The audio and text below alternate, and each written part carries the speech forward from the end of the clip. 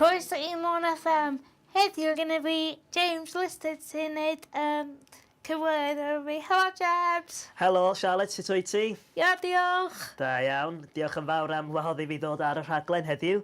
Wyt ti eisiau bod mwy annibynnol heb mam a dad? Wel, dwi'n credu bod dwi yn reit annibynnol oherwydd mae gennym fi'r car ac dwi'n mynd allan ar ben fy hun i'r siopa neu pethau, ond dwi'n gobeithio yn y dyfodol fedrai cael tŷ a teulu fy hun. Dwi'n byw ar ben fy hun, ond mae o'n rili anodd achos mae gennym fi rhywun enw 24 awr bob dydd.